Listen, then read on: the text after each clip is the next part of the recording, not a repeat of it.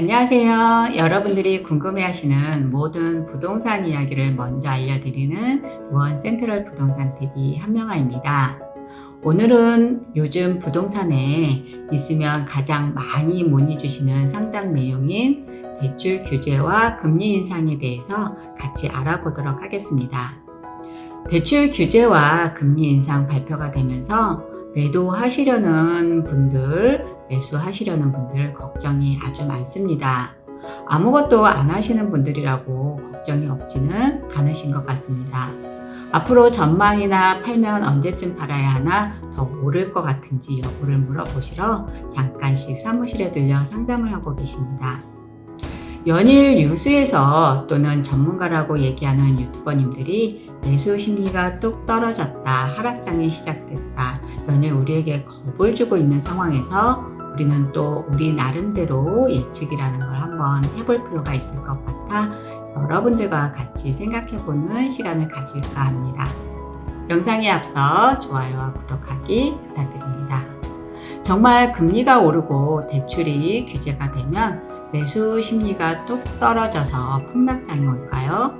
여러 매스컴 뉴스다 유튜버님들이 많은 자료를 가지고 나와서 이러이러한 이유로 부동산 가격이 하락할 거라고 예측하고 있습니다. 금리가 인상이 되면 원리금 상환 금액이 늘어날 거니까 부담돼서 사려는 사람은 줄어들 거고 팔려는 사람은 빨리 팔아야 하니 공급은 늘어날 거고 수요는 줄어들 거라는 얘기입니다. 이게 금리 인상이 되면 집값이 떨어질 거라는 요인으로 보는 이유입니다. 금리 인상은 이제 시작이라고 합니다. 앞으로 계속해서 오를 거라고 이제 큰일 났다고 합니다. 1, 2년 전에 많은 부동산 전문가들이 부동산 대책과 꽉 조인 대출 규제로 집값이 하락하기 시작했다고 전망했습니다. 하지만 집값은 반대로 움직였습니다. 최근 1, 2년 사이 정말 많이 올랐습니다.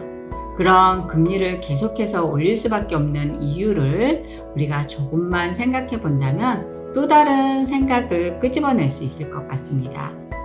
금리가 오르는 부분은 분명히 부동산 시장에서는 악영향인 건 맞습니다.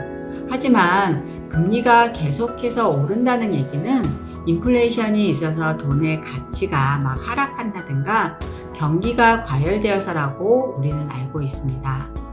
인플레이션과 경기 과열은 부동산 시장의 상승 요인이라는 것도 우리는 알고 있습니다. 이렇게 하락 요인과 상승 요인이 같이 있는 거라고 볼 수 있는데 과거 데이터를 보면 금리가 올라가면 오히려 부동산 가격은 상승했었습니다. 과거 참여정부 때 금리는 7번에 거쳐 기준금리가 3%에서 5%까지 올랐었을 때도 집값은 계속해서 상승했다는 걸 우리는 알고 있습니다. 이렇게 말씀드리면 몇몇의 고객님들은 말씀을 하십니다. 미국이 금리를 올리기 때문에 우리나라는 어쩔 수 없이 올리는 거라고 테이퍼링을 말씀하시기도 합니다. 코로나 시대로 인해 양적 완화가 많았던 각국은 테이퍼링을 통해 자산 매입을 축소하겠다는 얘기를 합니다. 이건 축소를 하겠다는 거지 안 하겠다는 건 아닙니다.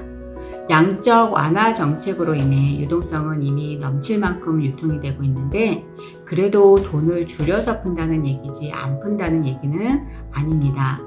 자산을 매각, 통화량을 흡수해서 시중의 유동성을 진짜 줄이는 긴축은 아직 아니라는 얘기입니다. 사실 앞으로 부동산 가격이 떨어질지 올라갈지는 아무도 모릅니다.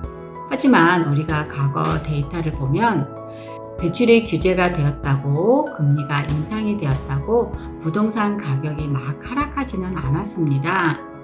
이번에 나온 11.6 대출 규제 내용은 아주 많은 분들이 설명해 주셔서 다들 어떤 규제인지는 알고 계시겠지만 간단히 말씀드리면 능력이 안 되면 대출을 못 해준다. 갚을 수 있는 만큼만 대출을 해주겠다라는 얘기입니다. 소득 금액에 따라 대출 금액을 제한하는 총 부채 원리금 상환 비율 DSR은 개인이 가지고 있는 모든 부채를 다 더해서 계산한다고 합니다. 우리가 부동산에 관해 조금이라도 관심이 있고 공부를 해보신 분이라면 부동산 규제나 대출 규제, 금리 인상 같은 인위적인 억압은 다른 방향의 부동산 상승을 가져왔지 부동산 가격이 잡히거나 안정화가 되지는 않았었습니다. 역설적으로 들리겠지만 부동산 가격이 잡히지 않고 안정화될 기미가 보이지 않기 때문에 규제가 나오는 것이라 규제로 인해서 다른 방향으로 나타나는 풍선 효과가 나타났던 것 같습니다. 돈이 없는 사람은 DSR로 인해서 그들이 할 수 있는 부동산을 구매하려 들 거고 돈이 있는 사람은 그들만의 리그를 펼칠 것입니다. 이렇게 정부의 의지와는 상관없이 또 다른 풍선 효과를 낳았던 게 각종 규제들이었고 정작 부동산을 잡았던 건 이런 규제나 금리가 아니라 IMF나 서브프라임 모기지론 같은 외부 충격 요인이었습니다. 하지만 늘 부동산 대책이 나오거나 금리가 올랐었을 때는 뉴스나 정보 그리고 하락장을 예고하는 전문가들은 금방 집값이 안정화되고 하락 조짐이 보인다는 얘기를 했지만 집값은 계속 오르고 있습니다. 집값이 떨어질 거라고 정부는 계속 얘기했는데 그 말은 이제 사람들이 안 믿기 시작했습니다. 지금 못 사면 영원히 집을 못 살 수도 있겠다라는 생각마저 들게 되었습니다. 이렇게 사려는 사람이 많을 때 공급이 받쳐주면 좀 안정화를 찾을 수 있다고 보는데 그럼 우리가 공급 부분도 알아봐야 할 것 같습니다. 공급에는 신규 주택 공급과 기존 주택 공급 이렇게 두 가지가 있는데 이 두 가지를 놓고 봤을 때 기존 주택 공급 측면에서 다주택자들이 양도를 해야 공급이 늘어날 건데 지금의 다주택자 양도세 세율은 5억을 벌었으면 3억에서 4억은 나라에 반납을 해야 하는 차원입니다. 그래서 매물로 공급이 되는 게 아니라 증여로 물건이 빠지고 있습니다. 그래서 기존 주택 공급은 원활하지 않은 편이라고 보시면 될 듯합니다. 그럼 신규 주택 공급은 괜찮을까요? 이거는 누구나 알 수 있습니다. 건설사들이 신규 주택 공급을 하려고 하면 대략 몇 년 전 국토부에 인허가를 받아야 합니다. 우리는 인허가 건수를 국토부에서 확인할 수 있습니다. 확인해 보면 2020년까지 계속 줄었습니다. 그럼 2022년, 23년에는 입주량이 줄 거라는 얘기입니다. 3기 신도시 같은 신규 주택 공급은 구축해서 집값 안정화에 도움이 되려면 최소 10년 정도는 걸릴 것입니다. 여기에 임대차 3법의 전세 대란의 충격은 아직 진행 중입니다.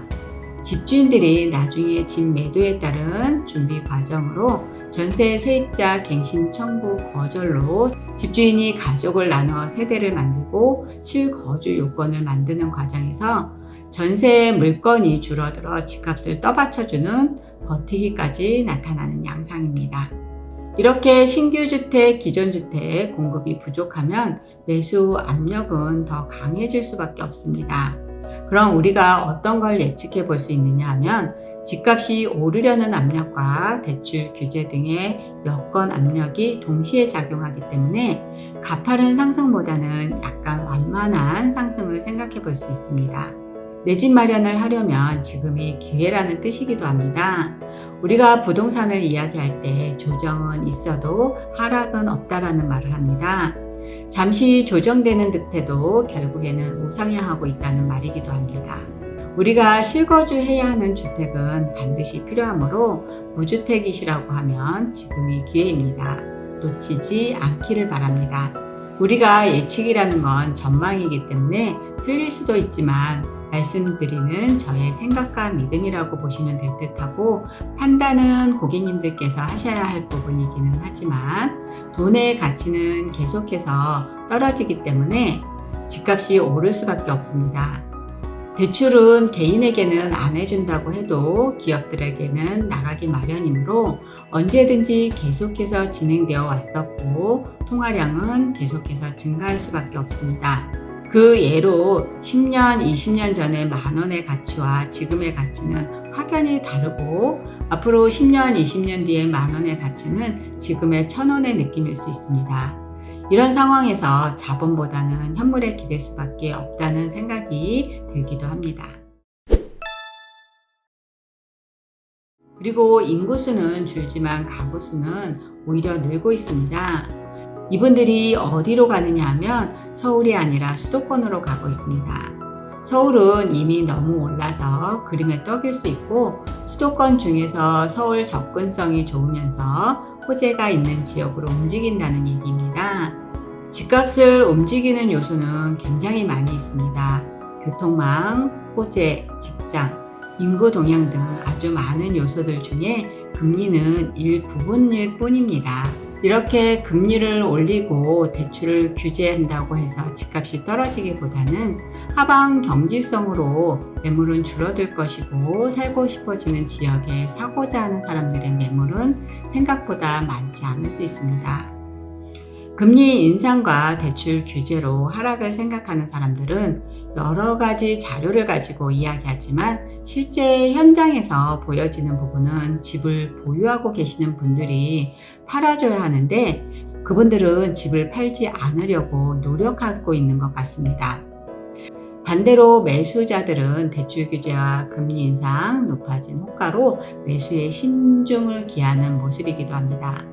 이럴 때 매도 물건이 많다면 얘기가 달라지겠지만 팔기 힘든 여러 가지 정책들로 인해서 매도자들이 더 버티기가 공급 감소로 이어질 듯합니다.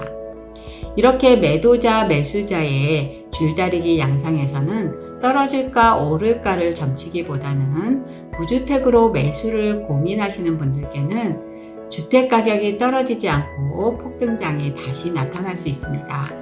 지금이 가치 있는 수도권 주택을 매수할 수 있는 마지막 기회일지도 모릅니다. 매도를 하셔야 하는 분들은 팽팽한 줄다리기는 좀 오래 갈 수 있습니다.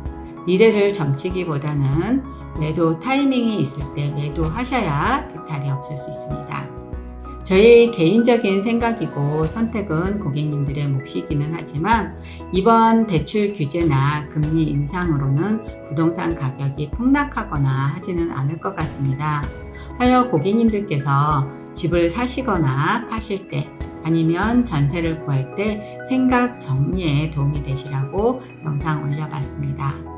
항상 여러분들과 같이 생각하고 고민하는 부동산의 전반적인 이야기를 하는 로원 센트럴 부동산 TV에서 이번 대출 규제 금리 인상을 여러분들과 같이 생각해 보았습니다. 앞으로도 이슈가 되는 내용으로 다시 찾아뵙겠습니다. 이상으로 로원 센트럴 TV 한명하였습니다. 감사합니다.